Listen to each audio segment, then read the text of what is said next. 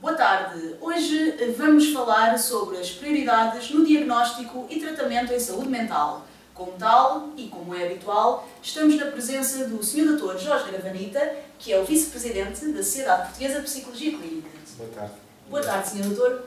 Em nome da Saber Viver Lisboa TV, agradeço a sua comparência para nos explicar tudo nestas áreas do diagnóstico e tratamento em saúde mental e, mais concretamente, sobre o papel da psicologia clínica nesta área. Sr. Doutor, em primeiro lugar, e sabendo da importância de um diagnóstico em psicologia clínica, perguntar-lhe-ia como tudo começa, portanto, como se dá início a um diagnóstico na área da psicologia clínica. Obrigado pelo convite para falar sobre este tema que eu considero que é muito importante. Eu penso que, em primeiro lugar, há que desmistificar a questão do diagnóstico em psicologia. Penso que, ao longo da vida, nós precisamos de alguma forma de ter o acompanhamento e a atenção de especialistas das diferentes áreas. O mesmo acontece na área da psicologia. De que é que trata a psicologia? No fundo, daquilo que nos constitui como seres humanos. Não é? Como é que pensamos, como é que sentimos, como é que nos relacionamos. E o diagnóstico em psicologia clínica vai precisamente incidir sobre essas áreas. De um lado, a forma como nos exprimimos, do outro lado, a forma como vamos, de alguma forma, elaborando os nossos pensamentos e como vamos progredindo dentro dessas áreas. Muito bem. E no que toca, portanto, à necessidade ou à identificação da necessidade de uma abordagem psicoterapêutica em psicologia clínica, quando é que é identificada essa necessidade pelo especialista? Eu penso que, ainda antes de falarmos em termos de psicoterapia, devemos falar ao nível do desenvolvimento. Como é que, diria que ao longo das diferentes fases, é importante, diria que acompanharmos, diria que as vicissitudes, não é? Os problemas que vão surgindo naturalmente, claro, com todas as crianças e depois nas diferentes fases da vida, quer na adolescência, quer na vida adulta. É necessário, de algum modo, que possamos recorrer a especialistas que vão avaliar, não é? Até que ponto é que nós estamos-nos a sentir confortáveis nessas diferentes fases. Em determinadas fases de crise e em determinados momentos surgem queixas. E para essas queixas há, diria que consideramos um tipo de tratamento, a psicoterapia, que é indicado para as queixas do foro psicológico. Portanto, e é esse enfoque que eu gostaria de sublinhar. Claro, sim. Que a psicoterapia é o tratamento de primeira linha indicado para as queixas do foro psicológico. Quer dizer, aquilo que tem a ver com as emoções, aquilo que tem a ver com os sentimentos, aquilo que tem a ver com a capacidade de pensar, aquilo que tem a ver com a capacidade de sonhar, aquilo que tem a ver com a capacidade de trabalhar. No fundo, aquilo que nós, enquanto seres humanos, fazemos, nos faz sentir felizes, mais ou menos felizes. Quando há fatores de queixa, há sofrimento. Havendo sofrimento psíquico, é necessário ter um acompanhamento dentro dessa área adequado a cada caso. E quando se fala em psicoterapia, ainda ontem uma telespectadora me perguntava então o que é isto da psicoterapia? Tenho medo, eu achei piada, tenho receio, tenho medo de que me falem, de ir a um psicólogo e que me conte uma história de psicoterapia, mas sem eu perceber bem afinal o que é isto da psicoterapia, ou como é que eu vou ser alvo de uma psicoterapia. Eu sei que é difícil, não é, falar de uma forma sintética sobre o que é psicoterapia, mas em traços genéricos, como é que as pessoas lá em casa podem de facto perceber o que é a psicoterapia enquanto integrante de um tratamento? Não é? A psicoterapia pretende, de alguma forma, responder a uma queixa. Sim. Significa que cada um de nós tem especificidades, quer dizer, cada um, enquanto ser humano, é diferente. Sim.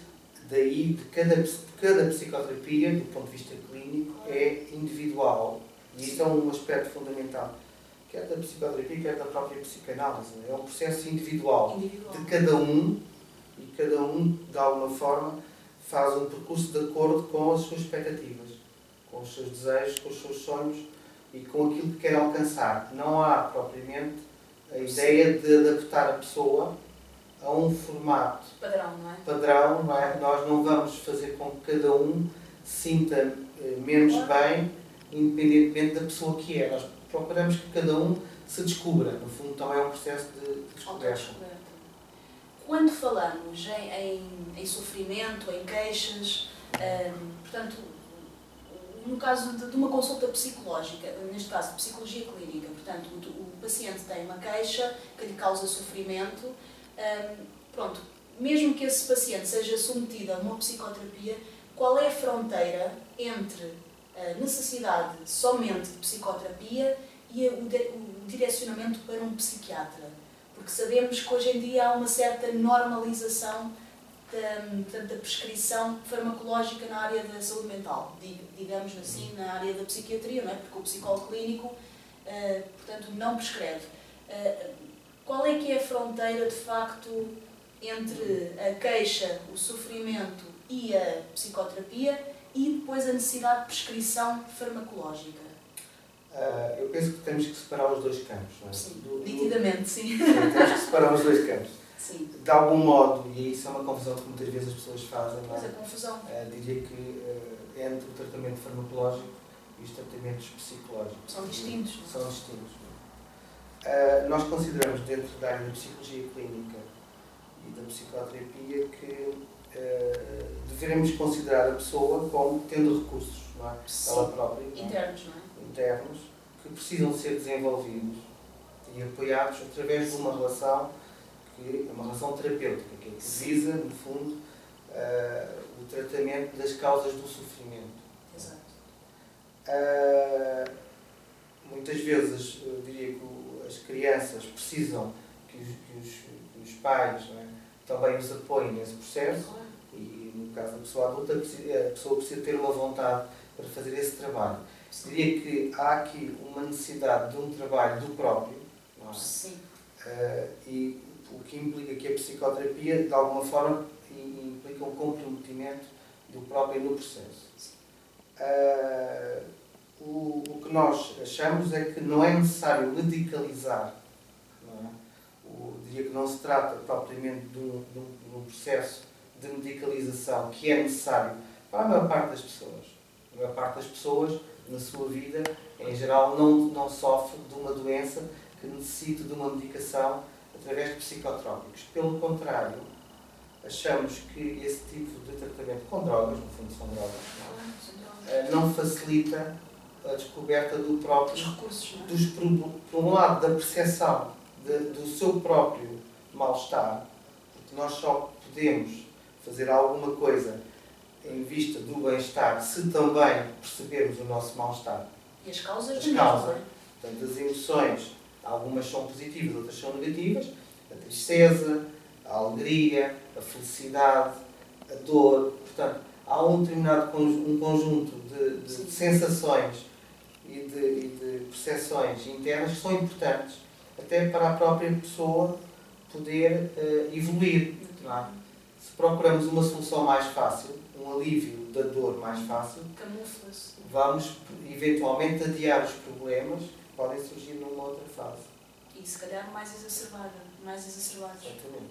E o fundamental é percebermos que os nossos recursos psíquicos, não é? No fundo o nosso corpo e a nossa mente, têm de trabalhar em conjunto e não propriamente, diria que, acentuar a clivagem. Tentamos perceber os sinais do corpo, às vezes há questões até psicossomáticas. Sim, é? Reações emocionais que provocam determinado tipo de mal-estar psicossomático, mas isso não implica que a pessoa, de alguma forma, abdique de tentar perceber o que é que se passa com ela na sua vida, o que é que estará menos bem. Não é? E o processo de descoberta de si próprio através da psicoterapia também passa muito por aí. Tentarmos perceber o que está menos bem para tentarmos melhorar a seguir. E no que diz respeito aos casos que de facto necessitam dessa abordagem farmacológica, não é? Qual é a palavra que o psicólogo clínico pode ter nessa área para direcionar? Voltando um pouco ao direcionamento. Falamos, por exemplo, de doenças em que de facto o doente já não consegue bem, ou o paciente não consegue identificar a causa, a origem do seu sofrimento e, portanto, está está com um nevoeiro, no fundo, psicológico que não lhe permite, de facto, por exemplo, uma doença do foro, por exemplo, bipolar, sei que é muito específica. Vamos lá ver. Há alguns casos, nós temos que também perceber duas coisas.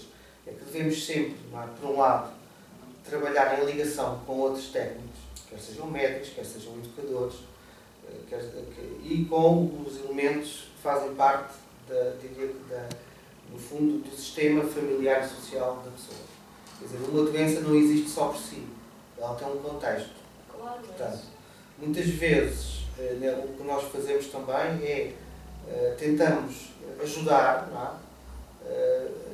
No sentido de corrigir alguns problemas que surgem no relacionamento do dito doente com os seus membros, com o pai, com a mãe, ou na escola, portanto, com problemas de relação com colegas, com professores, problemas de inserção, de relação no ambiente de trabalho. Portanto, esse tipo de situações de stress têm que ser acautelados. Exato. Se a pessoa não consegue, por ela própria, não é? Diria que tem que ter um funcionamento que permita manter a psicoterapia, no sentido que a psicoterapia sustenha essa pessoa, então sim, podemos pedir o apoio do psiquiatra em determinado tipo de casos, que não são assim muito frequentes. Portanto, não são muito frequentes, são relativamente raros entre as pessoas que acedem à psicoterapia. E que casos são esses? Assim, que são casos apenas em que a pessoa tem dificuldade, não é? A intervir na em manter ou a sua atividade social normal. Portanto, entra em isolamento, é isso? Em que a pessoa tem dificuldade em manter um tratamento psicoterapêutico regular, não é? Sim. Ou em que, de alguma forma, ela pode pôr em causa, em risco, a sua saúde ou a sua vida ou a de outros, não é? Em casos de mais limite. Não é? Portanto, não se pode falar assim de uma doença em particular? Não, é só simplesmente quando a pessoa está descompensada e diria que pode cometer algum ato ou que ponha em causa a sua vida ou a vida dos outros. E, portanto, esta questão agora que se fala muito da banalização da prescrição. Portanto, o Sr. Doutor, enquanto especialista na área da psicologia clínica, crê que, de facto, pode haver essa tendência para a prescrição excessiva de fármacos na área da saúde mental? Não, a prescrição é excessiva. Quando não é necessária. É excessiva porque tem a ver com a dificuldade de acesso à psicologia, com a primeira linha. Como é que relaciona estas duas realidades? Portanto, por um lado, a dificuldade de acesso a uma consulta, por exemplo, estatal de psicologia, não é?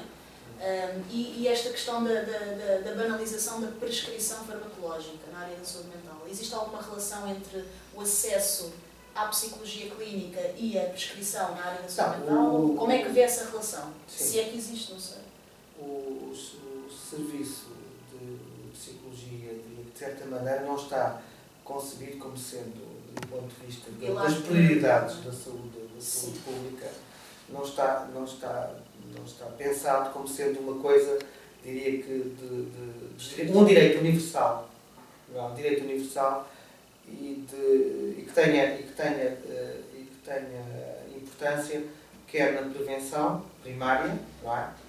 No qual devia haver, diria que, um investimento muito grande, quer no diagnóstico precoce, logo nos primeiros tempos de vida, na relação entre a mãe e o bebê, por exemplo, não é? Diria que nós podemos, pela observação e pela avaliação clínica, despistar e fazer um trabalho de início que permita evitar muitos problemas depois ao nível do desenvolvimento da criança, não é? E ao nível do desenvolvimento da pessoa adulta. Não é? Porque eu diria que aquilo que se passa nos primeiros tempos de vida é fundamental depois para a saúde psíquica e física do indivíduo. Do ponto de vista dos cuidados médicos, isso existe, o acompanhamento, diria que à grávida, do ponto de vista físico, do ponto de vista da saúde física, do ponto de vista da alimentação, há um conjunto de coisas que foram adquiridas. Sim. Falta-nos agora o outro lado, a dimensão emocional, a dimensão da relação e da inserção social e o apoio ao desenvolvimento, às diferentes fases de desenvolvimento, que nós, muitas vezes, intervimos já numa fase tardia, não é? Quando surgem casos de autismo, casos de perturbações de personalidade, perturbações de comportamento, e aí o psicólogo é chamado a intervir já numa fase mais adiantada. Portanto, a sobrecarga da medicação tem a ver precisamente com um erro do sistema da perspectiva daquilo que é o desenvolvimento humano. Quer dizer, no qual se opta por uma perspectiva médica, com a intervenção farmacológica e não com o apoio ao desenvolvimento. Que é do foro da psicologia. Exatamente. Portanto, que havendo uma componente física e uma componente, diria que, de interface entre a pediatria e a psicologia clínica, mas há todo um conjunto de áreas em que, de facto, devia haver um trabalho especializado. No caso, por exemplo, da neonatologia, sei que, por exemplo, a maternidade Alfredo da Costa, até há bem pouco tempo, teria uma ou duas psicólogas neonatais. Sim. Havia alguns serviços, têm... Não fossem muitas, na maternidade Alfredo da Costa havia, de facto, um serviço de psicologia. Exato. Penso que estaria a funcionar. O que nós vemos é que os pontos em que, de facto, os psicólogos já estavam dentro do sistema, diria que não têm sido incentivados nem desenvolvidos, pelo contrário. Tem havido, portanto, algum retraimento e diria que não uma aposta massiva dentro dessa área. É engraçado, Sr. Dr. Jorge, que hoje um canal de televisão referia justamente isso, portanto, a escassez de técnicos na área da psicologia face às necessidades crescentes, sobretudo no que diz respeito aos chamados filhos da crise, digamos assim, que era o título da reportagem, que de resto frisava que muitas crianças, lá está, devido a essa ausência de acompanhamento no seu ciclo de crescimento e isso, numa fase de prevenção, não é, de problemas que pudessem haver, não é, no futuro, de facto, devido a serem um pouco relegados para uma problemática, não é, de não acompanhamento ou estarem a ser alvo de algum problema familiar devido aos pais estarem desempregados, enfim, falava-se muito na psicologia, acho que foi ontem e hoje também, num dos canais da televisão, e falava-se nessa dificuldade de acesso, ainda hoje, a uma consulta de psicologia, sobretudo na área mais pública. E apareceu um colega seu, de facto, a dizer que ainda são poucos os psicólogos clínicos a fazer face a essa necessidade, sobretudo dos mais novos atualmente, para... E nas diferentes fases, nos adolescentes. Diria que, portanto, se nós pensarmos que hoje em dia, diria que a situação social de crise, o estilo de vida que tem um conjunto de fatores de agravamento a nível da psicopatologia, não é? Diria que o desenraizamento, o isolamento de que as pessoas sofrem. Os jovens, neste momento, estão, a maior parte do tempo, diria que, conectados apenas tecnologicamente, mas não em termos da relação humana. Há uma tendência para o empobrecimento da vida afetiva. Dos laços e mesmo estes fenómenos que vimos agora das praxes, não é? Destas tragédias que surgem, diria que surgem porquê? Surgem porque há um déficit ao nível do desenvolvimento, até do ponto de vista ético, não é? Das pessoas em geral, e há uma infantilização, que significa o quê? Significa que o jovem, mesmo quando chega à faculdade, mais não é do que muitas vezes uma criança grande, não é? Que tem alguns conhecimentos, diria que tecnológicos e diria que alguns conhecimentos técnicos, mas não do ponto de vista humano, não é? Diria que há um conjunto de funcionamentos muito primários, não é? O que nos chama a atenção que devia haver neste momento, diria que também um trabalho ao nível do acompanhamento, do desenvolvimento da infância e da juventude, mais generalizado. Porque não são casos isolados. Se falássemos de casos isolados, não são casos isolados.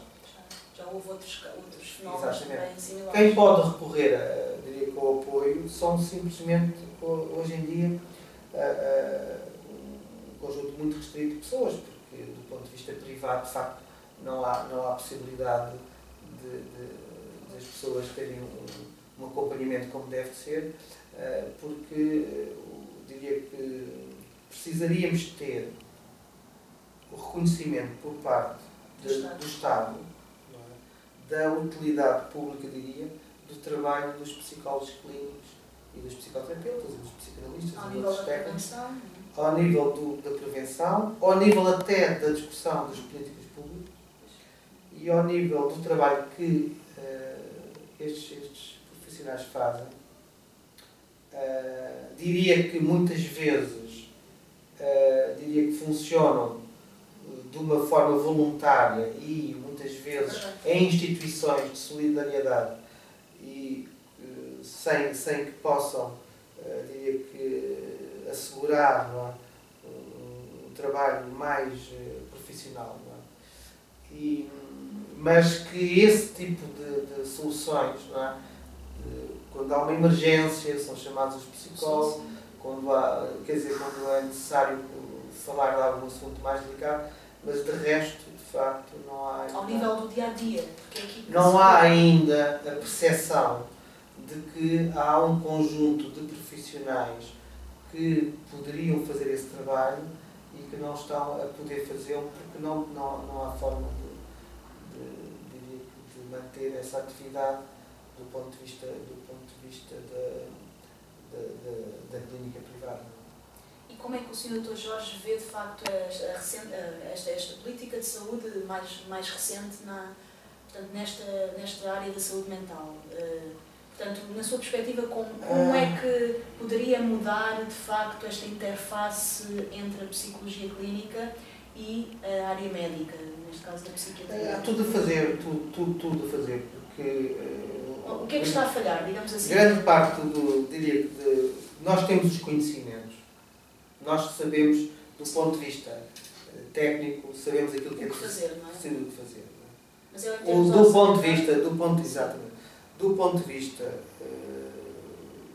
diria que no âmbito europeu, há um conjunto de iniciativas que, de alguma forma, tentam responder, diria que, aos desafios de modo que possam ser fornecidos à população europeia, diria que os apoios necessários dentro desta área da saúde mental.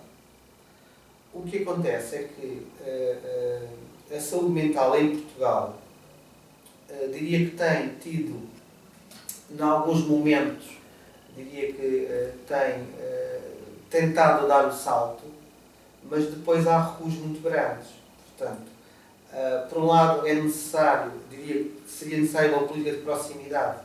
Com as populações? Sim, com as populações. Devia haver centros especializados de apoio, portanto, que estivessem junto das pessoas, ao nível dos bairros e das diferentes comunidades. Não é? E há 20 ou 30 ou 40 anos houve planos nesse sentido, não é? Que mais tarde houve uma regressão. Não é?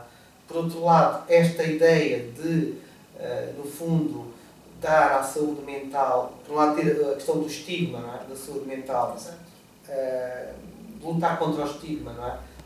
Todo o trabalho ao nível diria que da mudança de perspectiva nesse aspecto, não é? Mas que se ficou, diria que ficou meio caminho. É uma área que não é, diria que não tem um trabalho consequente, não é? Sim. E a perspectiva médica tem variado, ora orientando-se mais para a perspectiva biológica, ora orientando-se mais para o trabalho em comunidade, mas não tem, diria que, abandonado um pouco esta ideia de que os problemas que nós temos do ponto de vista humano, no fundo são problemas humanos, não têm que ser forçosamente problemas apenas de doença mental. Aquilo que se considera a doença mental é uma coisa que afeta apenas um pequeno número de pessoas. Portanto, a maior parte das pessoas sofrem de problemas que são de ordem psíquica, mas não têm a conotação de doença mental. Não é? Isso é uma questão importante, porque no fundo está a desmistificar muitas ideias pré-concebidas por muitas pessoas, que acham que às vezes o facto de uma pessoa ir ao psicólogo ou ir a uma consulta de psicologia, pronto, o indivíduo de facto nunca teve um raciocínio muito... Vou dar dois exemplos. Quais são os dois aspectos que são mais referidos em termos de saúde mental? Saúde mental, nós falamos de saúde mental, Não falamos de doença mental. Claro, saúde mental. É muito importante esta questão da saúde. Saúde, promoção da saúde. Exatamente, pronto. A questão da depressão, por exemplo. A questão da depressão é um aspecto fundamental em termos da saúde mental. Não é? Porquê?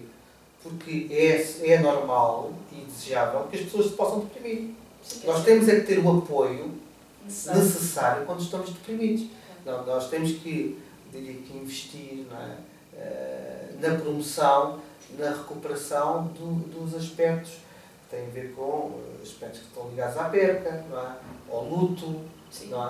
Até aspectos mais melancólicos que todos nós podemos ter. Não é? Portanto, é positivo isso não tem em si que ser colocado no âmbito da doença mental. Pronto. A prevalência da doença mental não é assim tão substancial. Não, a doença mental é apenas o resultante de duas coisas. Agora quero ser muito claro. Que é, por um lado, do abandono das pessoas. Tal isolamento. Exatamente. O abandono das pessoas que estão sem tratamento adequado. Porque uma pessoa que não recebe o tratamento adequado, a sua condição tem tendência a agravar-se. Certo? Certo. E, por outro lado, de tratamentos errados. Se nós dermos tratamentos errados a alguém que está em sofrimento, naturalmente a condição dessa pessoa agrava-se. Pronto. É este o diagnóstico que nós temos que fazer da situação. Do ponto de vista, por exemplo, também da ansiedade. Sim. A ansiedade Ainda bem que focou faz parte. Nós temos que, enquanto seres vivos, temos ansiedade. Lidar com a ansiedade. Não é? Querer uma sociedade que pretende, através do uso de psicotrópicos, eliminar a ansiedade, é uma sociedade doente. Portanto, a sociedade que pretende, não é, que cada um viva sem ansiedade não é possível. Portanto, nós temos, quando estamos numa situação difícil, ou numa situação que nos causa mal-estar, temos que conseguir mudar. Não é? É este mal-estar, esta capacidade que nos permite, quer dizer, esta forma como lidamos com a ansiedade, como lidamos com a angústia. Não é? É a mudança, nós precisamos de mudar também, não é? Mudar internamente e mudar as coisas que estão mal à nossa volta. E, portanto, os psicofármacos apenas impedem a mudança. Porquê? Porque se o indivíduo está mal e se lhe retiramos o sintoma de que ele precisa de fazer algo, ele vai manter-se numa situação má. Não é? E a ansiedade, portanto, os fatores que causam ansiedade não mudam. Não mudam. E mantêm-se a agravar. O papel da psicoterapia, agora para finalizar, o papel da psicoterapia nessa área da ansiedade. Exato. É muito importante que a pessoa se foque naquilo, nela própria e naquilo que ela quer fazer, não é? Naquilo que é importante para ela. Portanto, é muito importante também que a pessoa tenha objetivos, não é? Que sejam desejáveis, bons, não é? Para ela. Portanto, se nós também orientarmos as pessoas para, diria que para onde elas não devem ir, estamos a conduzi-las para, de alguma maneira, a condicioná-las para situações patogénicas, quer dizer, que provocam depois sofrimento mais tarde. Quer dizer, por exemplo, nós temos que saber lidar com o fracasso. Tem que se aprender, não é? Não podemos querer ter sempre, diria que... Sermos vencedores.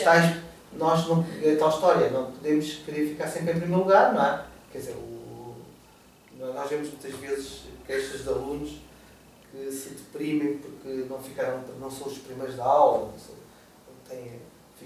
foram ultrapassados pelo colega. Ganharam um certo vício, não é? Portanto, vício de estar sempre... Esta competição exagerada, não é? Também fomenta muita da patologia moderna, não é? Sr. Dr. Jorge Gravanita, em relação a estas questões todas que hoje temos vindo a falar, pedir-lhe uma opinião sobre o estado da arte futuro da psicologia. Portanto, as linhas de investigação em 2014 e as que virão, 2015, 2016, apontam para que sentido, para que pistas de investigação, de hipóteses, de pesquisa, nestas áreas que unem psicologia clínica, Serviço Nacional de Saúde, comunidades. Qual é que para falar assim sinteticamente, qual é que será o caminho natural na psicologia clínica, Eu acho que hoje e amanhã? Nós temos que interligar aquilo que é a investigação que se faz ao nível da clínica com conseguir, de alguma forma, colocar a psicologia clínica e a psicoterapia na primeira linha, não é? dentro também, diria que enquanto metodologias importantes no estudo e naquilo que é determinante para o ser humano. Quer dizer, pensarmos o ser humano não só do ponto de vista biológico, mas também do ponto de vista psicológico. Alguns trabalhos têm sido feitos na neurobiologia e ao nível da interligação entre a neurologia e a psicanálise também. Fazer o avanço, fazer a interligação, no fundo integrar os desenvolvimentos do ponto de vista da psicanálise, da neurologia e também dos aspectos associados à psicossomática. Sim. Como é que nós, de alguma forma, podemos, diria que, melhorar o nosso estado, eu diria que de uma forma integrada e não apenas isolada. Portanto, integrar as perspectivas, eu penso que é o caminho. Para avançar. E ligar a investigação à clínica. Portanto, porque... Sem praxis. Exatamente. A investigação teórica e a investigação clínica e a investigação em laboratório. Parece muito bem e parece-me extremamente promissor. Dr. Jorge Cravanita, gostei muito desta entrevista. Muito obrigada por esta partilha de saberes. Desejo as melhores felicidades para a Sociedade Portuguesa de Psicologia Clínica e que possa, de facto, avançar nesta área multi e pluridisciplinar. Obrigada. Foi um prazer. Muito obrigado. Obrigada.